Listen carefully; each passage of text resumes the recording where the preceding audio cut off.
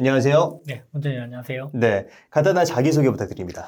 네, 안녕하세요. 류지연 변호사입니다. 기업들의 협상 컨설팅 그리고 대화 워크샵, 협상 워크샵을 진행을 하고 있습니다. 오늘 그래서 제가 궁금한 게요. 우리가 인생을 살면서 내 편이 아닌 사람들을 만나게 되는 경우가 있는 것 같아요. 그래서 때로는 나에게 큰 피해를 주기도 하는데 이런 사람들을 내가 제압하는 방법이 있다면 어떤 방법이 있을까요? 그 대화의 밀도라는 제 책에 이런 그 표현이 있습니다. 크게 상어식 대화를 하는 사람과 고래식 대화를 하는 사람이 있다. 상어와 고래요? 네. 어떤 차이가 대화도 상어적인 방식으로 대화를 하는 사람들은 먹잇감을 찾고 먹잇감을 포착해서 먹잇감을 구석으로 몰고 폭력적으로 공격하고 헐뜯고 희생자로 삼아서 본인의 지위를 상대적으로 높게 만드는 그런 방식으로 인간관계를 하는 사람들이 있고, 반면에 이제 고래식 대화법을 하는 사람들은 굳이 그런 방식이 필요가 없습니다. 이런 사람들은 기본적으로 이제 단단한 자존감을 가지고 있고 유연한 그런 태도를 가지고 있어서 굳이 누군가를 포식하지 않고 폭력하지 않고 그러면서도 서로 관계를 하고 서로 존중하고 상대방의 이야기를 듣고 그런 방식으로 인간관계를 하는 사람들이 있거든요. 근데 이 상어식 대화법을 구사하는 사람들이 생각보다 굉장히 많은 것 같아요. 이게 막 술자리 같은 데 가서 한 명을 완전히 타겟 삼아서 아주 공개적으로 비난하고 힐난하고 그러면서 당하게 만드는 그 모습을 보면서 본인이 굉장히 의기양양해하는 그런 식의 인간관계와 대화법을 구사하는 사람들을 보면 굉장히 악질적이다. 근데 또 그런 사람들이 그렇게 술자리에서 누구 한 명을 타겟 삼아서 놀리면서 자기를 띄우고 분위기도 또 이제 어떻게 보면 좋아해요, 다들. 장악하죠. 네, 장악하고. 근데 사실은 그 순간 굉장히 즐거운데요. 그 사람은 정말 지옥 같고요. 그리고 사실 그렇게 유쾌하지는 않아요. 그렇게 대놓고 나를 공격하는 사람들도 있지만 티나지 않게 공격하는 사람들도 있을 것 같아요. 그렇죠. 네. 뒤에서 내가 모르게 적이 알지 못하게 이제 공격하는 그거는 가해자의 성향에 따라서 좀 다른 것 같아요. 이게 본인이 드러나는 것을 그리고 가해하는 모습들을 오히려 드러내면서 본인의 존재감을 만끽하는 그런 가해자도 있는 반면에 그렇게까지 대담하진 않아요. 근데 오히려 더 집요하게 치밀하게 아주 끈질기게 상대방을 뒤에서 공격하는 경우들도 있죠. 오히려 그게 더 악질인 경우들도 있고. 그렇게 나를 무시하고 또 나를 만만하게 보고 심지어는 나를 괴롭히고 이런 사람들을 제압하는 방법을 아는 게 굉장히 중요한 것 같아요. 그렇죠. 그런데 여기서 또 중요한 포인트가 나를 지키면서 제압하는 방법이 더 중요할 것 같거든요. 혹시 그런 방법이 있을까요? 일단은요, 그들이 가장 좋아하는 게 뭔지 한번 생각을 해보면, 상어식 인간관계를 하는 사람들이 가장 좋아하는 거는 본인이 그런 공격을 했을 때 상대방이 파닥거리는 모습을 가장 좋아하는 것 같아요.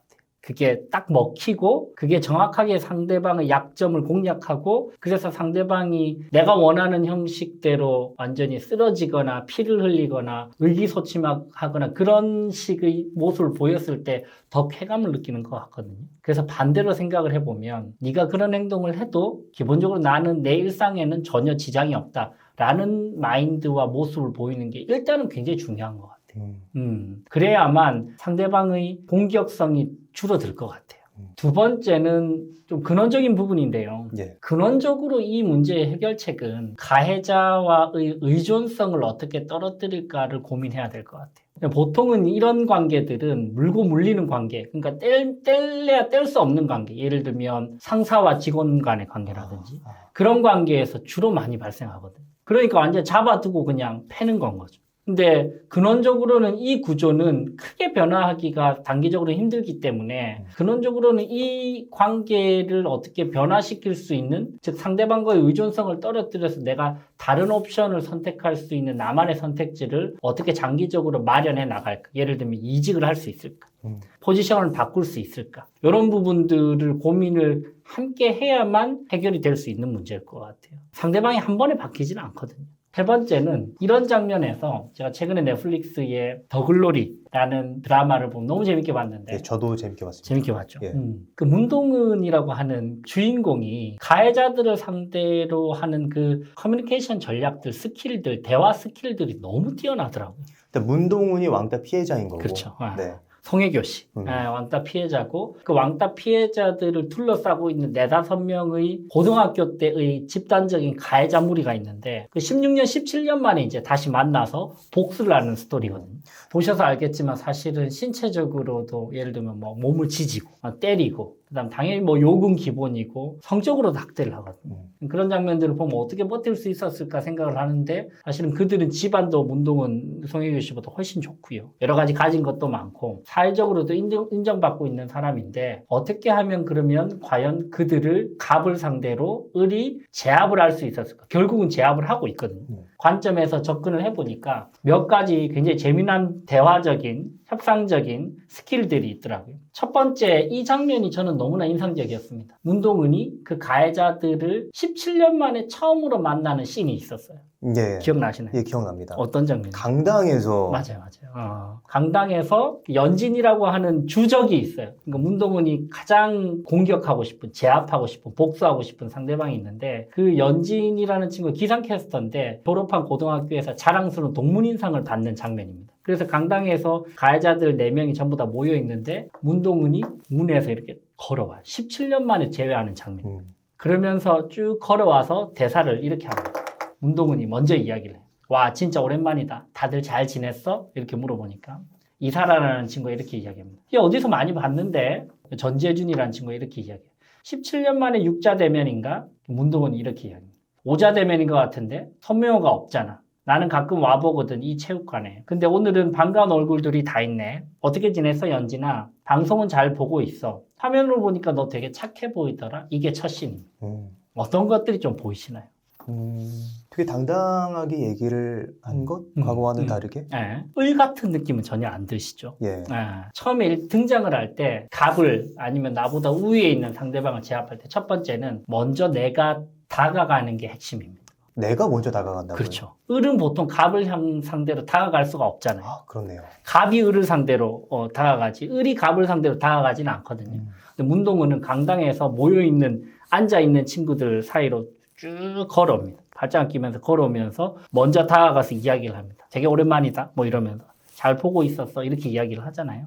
첫 번째는 등장부터 내가 먼저 다가가라 라는 부분이고요. 두 번째는 이런 장면들 언급을 하잖아요. 어떻게 지냈어 연진아? 방송은 잘 보고 있어. 화면으로 보니까 너 되게 착해 보이더라. 이 장면은 사실 그동안 너를 내가 지속적으로 쭉 관찰해 왔다는 것을 또 언급을 하는 거예요. 여기서부터 살짝 긴장하기 시작합니다. 그죠? 먼저 다가와요. 기세가 있어요. 그리고 나서 나는 너를 계속 보고 있어. 너는 나한테 관심이 없었지만 나는 너를 보고 있었다. 난 너에 대해서 알고 있다. 알고 있다. 잘 알고 있다. 라는 부분을 언급하고요. 세 번째는 이 장면도 기가 막히죠. 그 강당신에서 이게 연진이라는 그 복수 상대방이 상을 받는데 동문이 저 뒤에서 이렇게 발장을 끼고 있다가 연진아 멋있어 화이팅 뭐 이런 식의 그 표현이 굉장히 강렬했거든요. 사실 이거는 을이 갑에게 절대로 할 수 없는 행동입니다.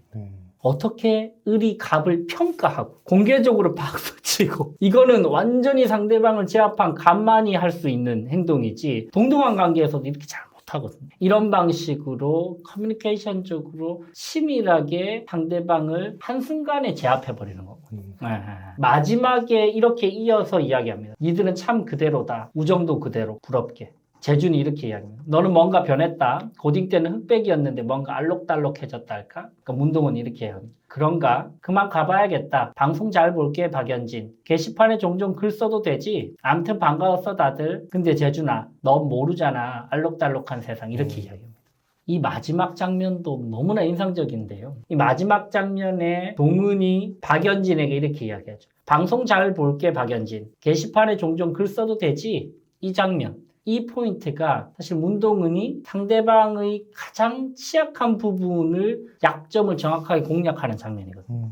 박연진이 가지고 있는 가장 큰 약점은 본인이 그렇게 실력도 없는데 백을 가지고 기상캐스트를 하는데 혹시나 본인의 본질이 드러날까봐 게시판이나 이런 데 글을 굉장히 민감하게 보고 있거든요. 근데 나는 너를 어차피 다 보고 있고 나는 너의 알맹이를 겉모습 말고 그 속살을 다 알고 있다. 근데 내가 마음만 먹으면 얼마든지 그걸 망가뜨릴 수 있다는 것을 사실 노골적으로 표현하는 장면. 이런 방식으로 사실 상대방을 단계적으로 제압하는 건 거예요. 그러니까 이걸 정리하자면 먼저 나타나서 프레임을 완전히 깨는 거죠. 그렇죠. 약자가 아니라 내가 이제 갑의 위치에 있다라는 걸 보여주고 등장부터. 오케이. 그리고 내가 지금까지 너를 쭉 지켜보고 있었다. 관찰하고 있다. 관찰하고 있었다라는 걸 알려주고. 정보에 있어서 내가 훨씬 더 우위에 있다. 예.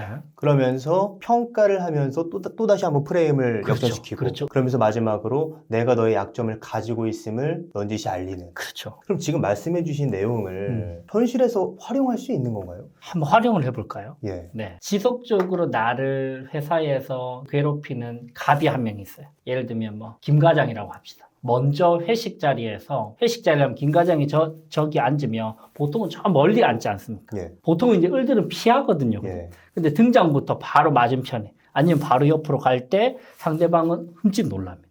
그죠? 오히려. 오히려 놀랍니다. 이게 왜 이러지? 보통 이제 거기서부터 놀라기 시작하고요. 두 번째, 지속적으로 지켜보고 있음을 암시하는 표현을 하는 건 거죠. 김과장님 요즘 잘 지내신다면서요? 좋은 일 있으신가 봐요. 요즘 뭐 카카오톡 프로필도 되게 활짝 웃는 사진으로 바꾸셨네요. 이렇게 이야기해요. 무섭다. 예. 갑자기.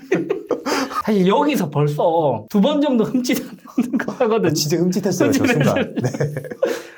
얘가 나한테 맨날 피하기만 하다가 나한테 관심이 있나? 근데 왜 저런 표현을 하지? 그런 방식으로 흠칫 놀랄 거고요. 세 번째는 뭐였죠? 남들 앞에서 공개적으로 상대를 평가합니다. 쭉 먹고 있다가 뭐 화이팅 하면서 뭐 소주도 한잔하고 짠하고 이렇게 할 때 이렇게 이야기하는 거예요. 역시 김 과장님 능력은 탁월하지. 자, 우리 김 과장님 위해서 한번 짠 한번 하시죠. 이 말을 해버리는 거예요.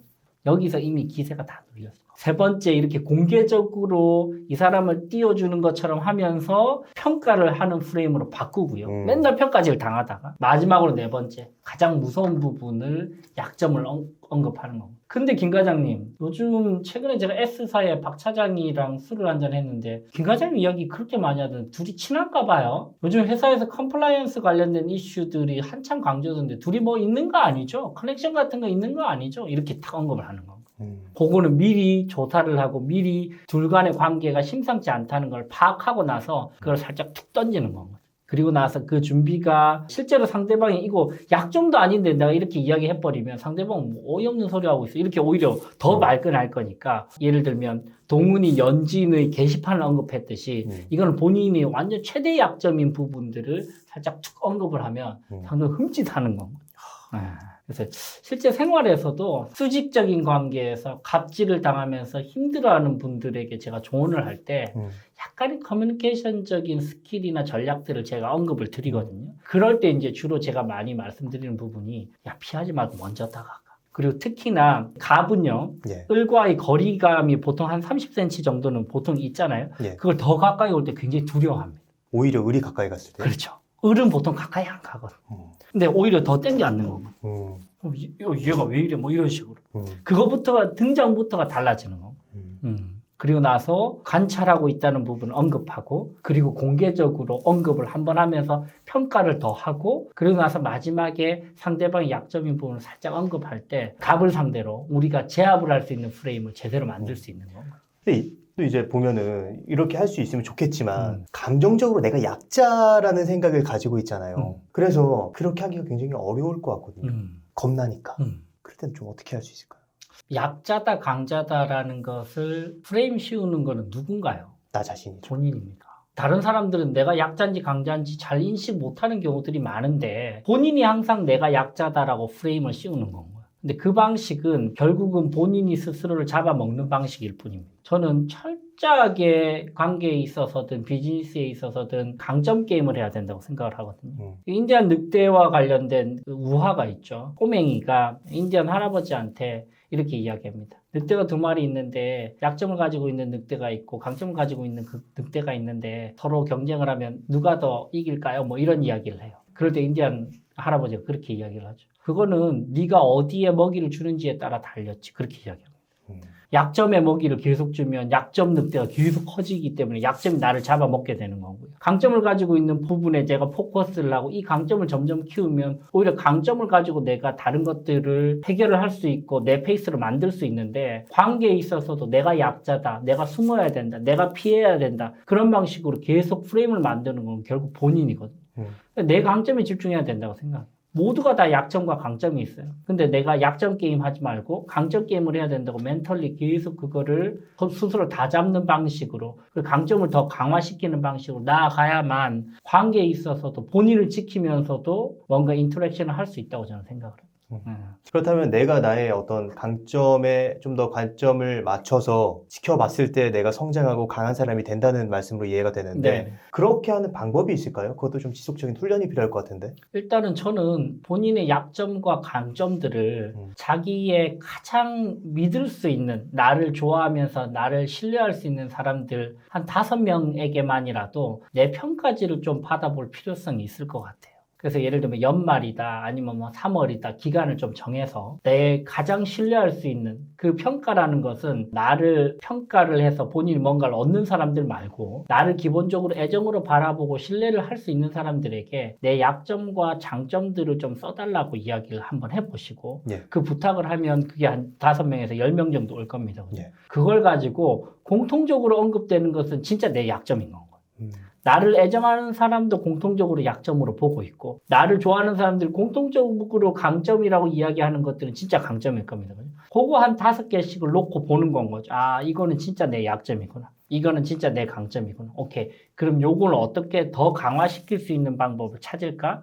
그리고 이거는 지금 당장 내가 다 단점을 보완시킬 수 없지만 인식하고 이걸 극복하기 위해서 하나씩 우선순위를 뭘로 둘까를 좀 프레임화 시킬 필요는 있을 것 같아요. 그리고 결국에 내 자신을 아는 것부터 그렇죠. 시작을 해야 그렇죠. 된다. 그렇죠. 다시 그 더글로리 드라마로 돌아가서 네네. 문동은이 어렸을 때 고등학교 때 그렇게 심하게 괴롭힘을 당하는 순간 그렇죠. 그 순간엔 솔직히 저라면 어떻게 해야 될지 감이 안 잡히거든요. 선생님한테 말했는데 안 되고 이럴 때는 혹시 해결 방법이 있을까요? 솔직히 말하면 그 상황에서는 어린 나였다면 스스로 뭔가 해결하기는 쉽지 않을 것 같아요. 워낙 집단적이고. 근데 그때 간절한 목소리로 무엇인가 도움을 요청할 수 있는 사람이 있었다면 그래도 해결의 가능성은 있지 않았을까 싶은데 문제는 그 간절한 요청을 받는 사람들조차도 그걸 외면하거나 그걸 무시하거나 사실 그랬던 것들이 보통 피해자들이 양상들이거든요. 예를 들면 가족도 같이 가해자에 참여를 하거나 아니면 가장 친한 친구들조차도 관망만 하거나 본인이 복수당할까봐 그런 경우에 사실 결정적으로 본인이 싸워야 되겠다는 의지를 잃어버리게 되는 거죠. 사실 쉽지가 않은 것 같아요. 지금 만약에 영상을 보고 계시는 분들 중에 그런 상황인 분들이 있을 수도 있잖아요. 그런 분들에게 조언을 해주신다면 어떤 말씀을 해주실 수 있을까요? 최대한 세상을 향해서 소리쳐야 된다고 생각합니다. 그때보다는 훨씬 더 많은 것들이 있잖아요. 특히나 강력하게 힘이 될 수 있는 한 가지가 예전에 비해서 생겼습니다. 옛날에는 그런 게 없었잖아요. 뭐 정말 심하게 맞았으면 나중에 뭐 사진 찍어가지고 교육청에 보내 이렇게 했지만 요새는 폰이 있잖아요. 증거 자료를 얼마나 악착같이 치밀하게 수집하는지가 저는 관건이라고 보고 요즘은 그거 수집만 하면 해결할 수 있는 방법들은 많잖아요. 가장 흔히 할 수 있는 게 우리가 녹음 기능인데요. 녹음은 우리나라 통신비밀보호법상으로는 내가 대화 당사자에 포함되어 있으면 녹음해도 상대방이 동의 없이 녹음해도 합법이에요. 그러니까 뭐냐. 예를 들면 문동은이 이렇게 가해자로부터 당하고 있어요. 이거 녹음하면 내가 대화 당사자잖아요. 그죠? 네. 이거는 2명이든 3명이든 상관없이 내가 내 대화를 녹음하는 건 전부 다 합법이라는 거. 그러면 그리고 증거 자료로 제출해도 전부 다 효력이 있습니다. 효력이 있나요? 효력이 있어요. 근데 이제 녹음이 불법인 케이스는 저와 몸장님이 대화하고 있는데 제3자가 이걸 녹음기를 밑에 켜두고 간다? 이건 당연히 불법이잖아요. 이건 통신비밀보호법 제3조에 이걸 명확하게 불법이라고 규정되어 있습니다. 근데 그런 경우를 제외하고 몸장님께서 너무 중요한 대화인데 이건 꼭 녹음을 해야 되겠다고 생각을 하시면 녹음을 해두시는 게 맞죠. 지금 정말 현실적으로 중요한 얘기를 해주셔가지고 많은 분들에게 도움이 될 것 같다. 맞아요. 네. 당할 필요 없고 강하고 약하고는 내가 정하는 내가 거고. 정한다. 그 프레임 결국 내 프레임이다. 예. 제가 궁금한 게 또 이런 게 있습니다. 네네. 이미 오랜 시간이 지난 지금 더글로리 드라마처럼 이미 과거에 어떤 내가 피해를 받던 사건이 아직 해결되지 않은 채 내 마음에 있을 때 분노로 남아있을 때 이럴 때 좀 어떻게 하면 좋을까요? 첫 번째는 본인 자신을 객관화시키면서 인지를 제대로 하는 게 해결의 첫 번째 방법이라고 생각해요. 그러니까 내가 왕따 당하지 않았다. 나는 그런 사람이 아니다. 라는 것은 아직까지도 트라우마 속에 있는 것 같아요. 근데 그 당시에 왕따 당한 게 맞다. 그리고 나는 그 당시에 객관적으로 봤을 때 이런 이유 때문에 나는 왕따를 당했었다는 것을 객관적으로 나를 인식할 수 있을 때 그때 힐링과 치료와 본인이 그걸 극복할 수 있는 기본적인 토대가 만들어진다고 보여요. 두 번째는 그 인지를 바탕으로 그걸 자연스럽게까지 이야기를 할 수 있으면 그거는 진짜 치유의 단계로 나아간 것 같아요. 근데 보통은 그걸 숨기죠. 그 컴플렉스를 상대방에게 드러낼 때 저는 그 컴플렉스는 없어진다고 생각을 하거든요. 근데 컴플렉스는 계속 숨기고 이걸 사람들이 알면 어떡하지 두려워하고 이러면 아직까지도 컴플렉스 속에 갇혀 있는 건 거죠. 그래서 먼저 나의 그런 상황들, 과거들을 인지하고 그걸 편안하게 상대방에게 대화 속에 나 그런 적이 있었는데 그때 되게 힘들었었어. 근데 나는 이러니까 이런 부분들은 좀 해결이 되는 것 같던데 그 당시의 장면들이 내 상황과 좀 오버랩돼서 그렇게 이야기를 해. 라고까지 이야기할 수 있으면 사실 상당 부분 과거의 감정들은 치유가 된 게 아닌가 생각이 듭니다. 사실 지금 말씀을 드리면서 가끔 보는 유튜버 중에 곽튜브라는 유튜버가 있어요. 근데 그분이 유퀴즈에 나오셔서 자기가 어린 시절 그렇게 괴롭힘을 받았었다라는 거를 공개적으로 얘기를 완전 공개적으로죠, 그죠? 저는 그 모습을 보면서 되게 멋있는 사람이구나 라는 생각을 했는데 지금 말씀해 주신 부분이 좀 일맥상통하는 부분이 그렇죠. 있는 것 같아요. 컴플렉스는 컴플렉스를 드러낼 수 있을 때 저는 해결됐다고 생각해요. 그게 결코 부끄러운 과거는 아니라는 거. 그거 인지하고 내가 그런 부분이 있었다. 근데 그런 부분들이 지금은 이렇게 연결이 되더라. 그게 커넥팅 더 다츠라는 생각으로 보면 그 과거도 제 과거잖아요. 근데 그게 결국 나를 만드는데 어떤 방식으로 영향을 미쳤을 거거든요. 그거를 지우거나 숨길 필요는 없죠. 네, 그럼 마지막으로 하고 싶으신 말씀이 있으시다면 어떤 말씀이 있을까요? 오늘 뭐 여러 가지 이야기를 나눴는데 제 두 번째 책인 대화의 밀도라는 책에 이런 부분이 있습니다. 고래식 대화와 상어식 대화가 있는데요. 상어식 대화를 하는 사람들이 사실 굉장히 많고요. 그런 대화를 하는 사람들 속에서 내가 잡아먹히거나 작아지거나 내 자아가 깨지거나 그런 경우들이 많습니다. 근데 우리가 그런 방식을 따라 할 것이냐? 저는 이제 그거는 별로 좋은 방법은 아니라고 생각하고요. 어떻게 하면 나를 지키면서도 묵직한 존재감으로 그들과 그렇게 일거수일투로 다투지 않고도 내가 관계를 잘 해나갈 수 있을까를 저는 고래식 대화법이라고 생각을 하는데 결국은 고래는 폭력적이지 않으면서도 아무도 고래를 만만하게 보지는 않거든요. 그래서 내가 때로는 조금 강렬하게 상대를 제압하거나 또 상대방에게 강한 모습을 보여줄 필요는 있지만 평소의 일상에서 우리가 좀 묵직한 내 내공을 가지고 좋은 관계를 유지해 나갈 수도 있지 않을까라는 생각을 해보고 그러기 위해서 또 일상에서 많은 고민들을 함께 해 나가야 될 것 같습니다. 오늘 몸장님과 함께해서 너무 즐거웠습니다. 네, 저도 즐거웠습니다. 네. 오늘 유재현 변호사님을 모시고 나를 만만하게 보고 나를 무시하고 괴롭히는 사람을 나를 지키면서 제압하는 방법에 대한 이야기를 들었습니다. 그럼 오늘의 심리학은 여기까지 하도록 하겠습니다. 좋은 말씀 해주셔서 다시 한번 감사합니다. 감사합니다.